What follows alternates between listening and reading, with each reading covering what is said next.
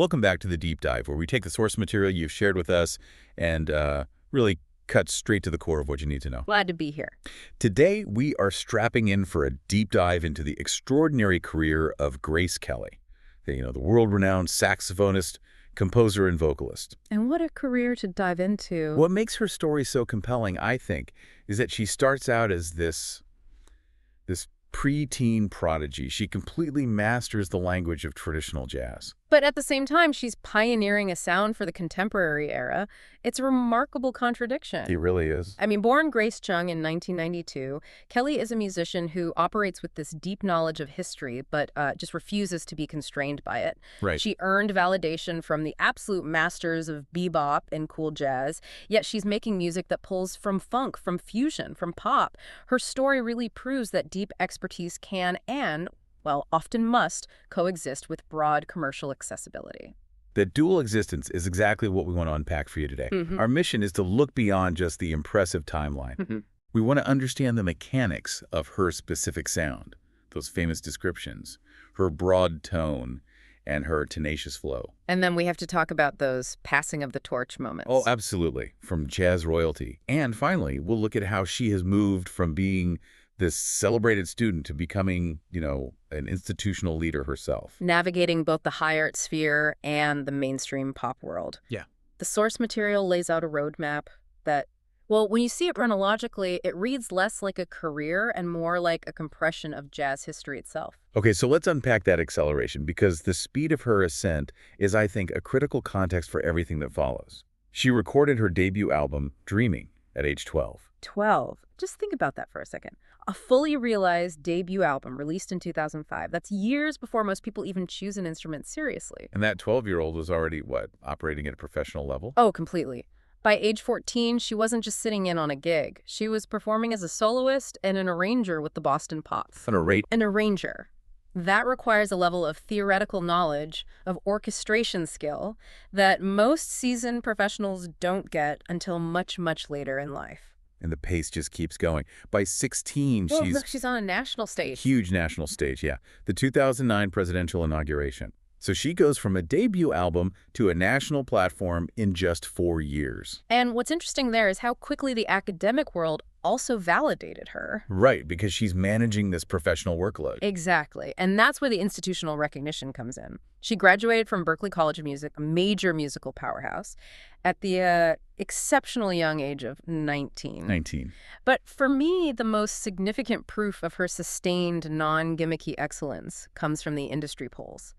The sources highlight that she holds the record for being the youngest person ever named a rising star in the Downbeat Critics poll. That was at age 17. That's a huge indicator of critical respect. Huh. But the number that really stands out to me is the duration of that recognition. Oh, yeah. The source material specifies she received the Rising Star Alto Saxophone Award 9 times consecutively. 9 times.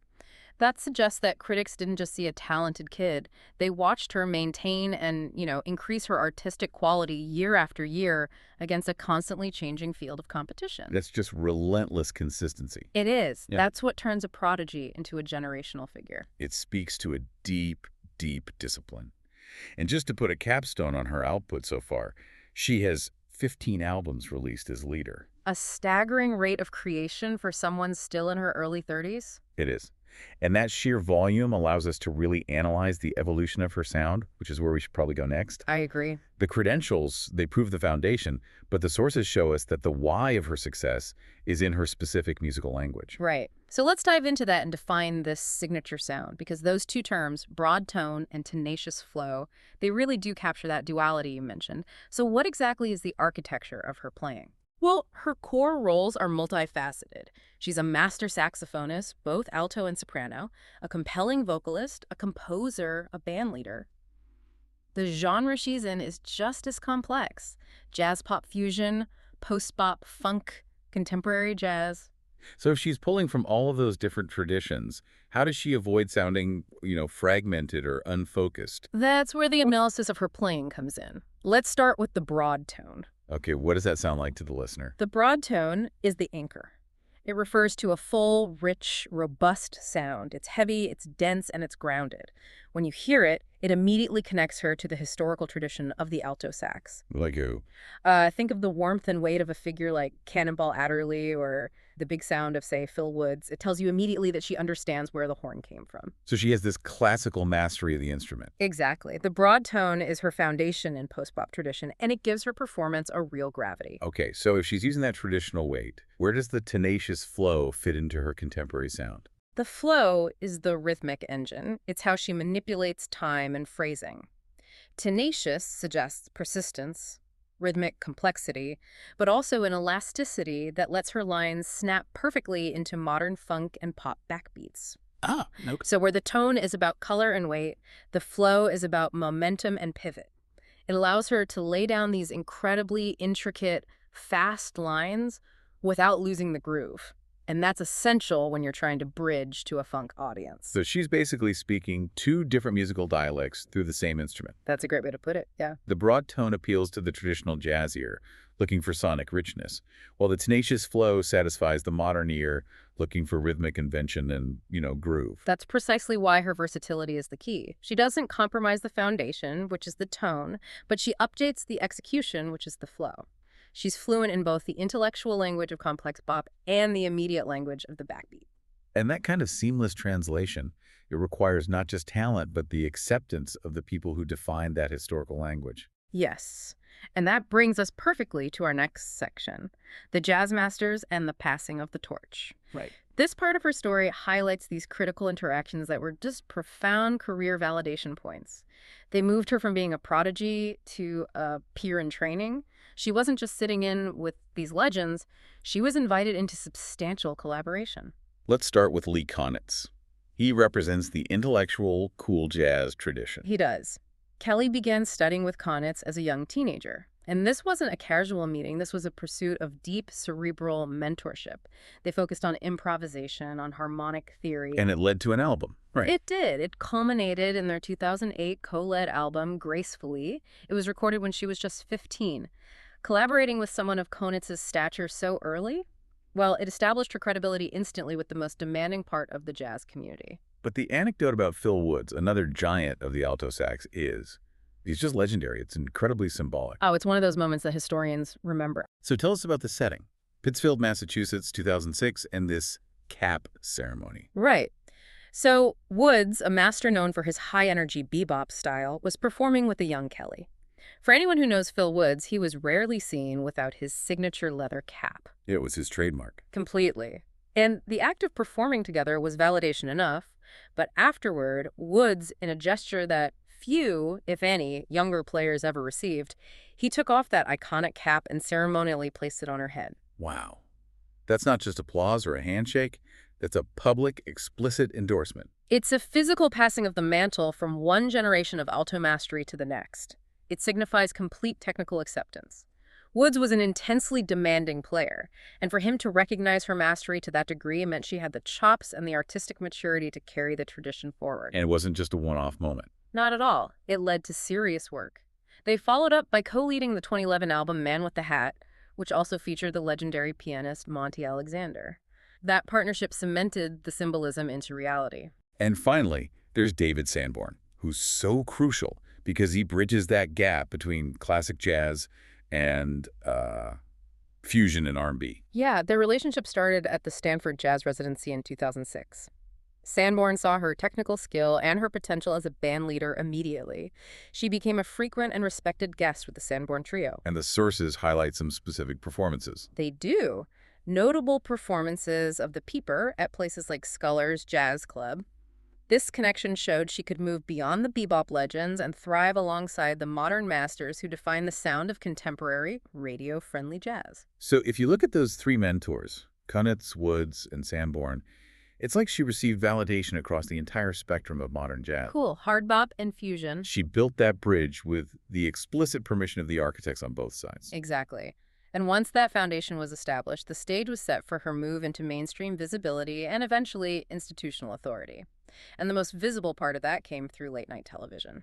Yes. For millions of viewers, their first introduction to Grace Kelly was probably watching her as part of John Batiste's Stay Human. The house band for The Late Show with Stephen Colbert. Right. That gig was immense for her career narrative. She held that chair from 2015 to 2018. It wasn't just exposure. It was a daily masterclass in genre fluidity and instantaneous application. I can only imagine.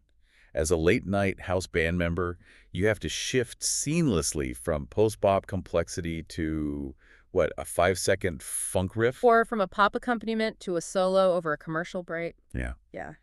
It required her to constantly deploy that tenacious flow in a high-pressure mainstream environment. It really demonstrated that her advanced musicianship was perfectly adaptable to commercial media without feeling watered down. And while she was doing that, her own albums continued to evolve. That continuous output is a crucial measure of her growth, if you look at her albums from that time.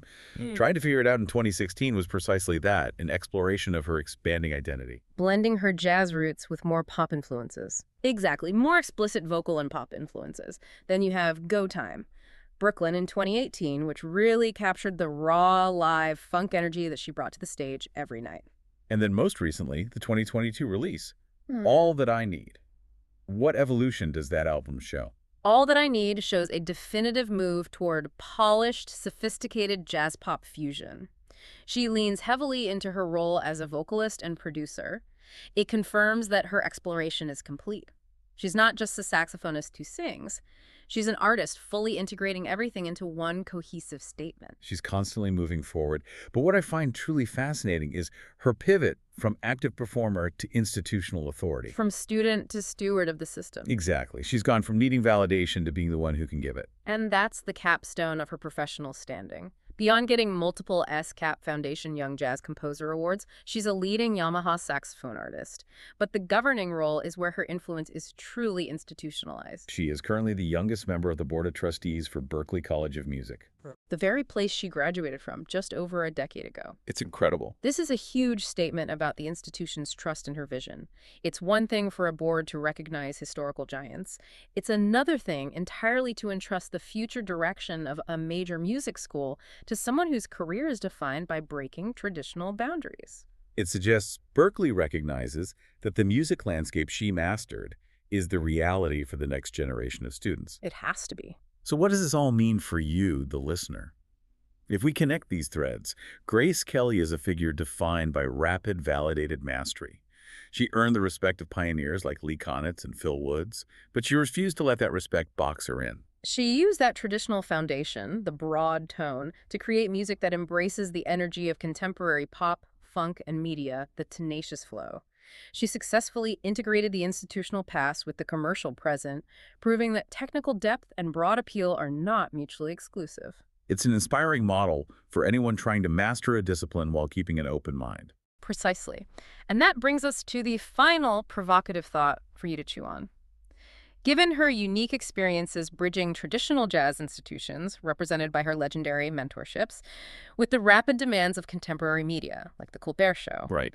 what new directions will Grace Kelly, as the youngest member of the Berklee Board of Trustees, push music education toward? Will she prioritize genre fluidity and digital performance?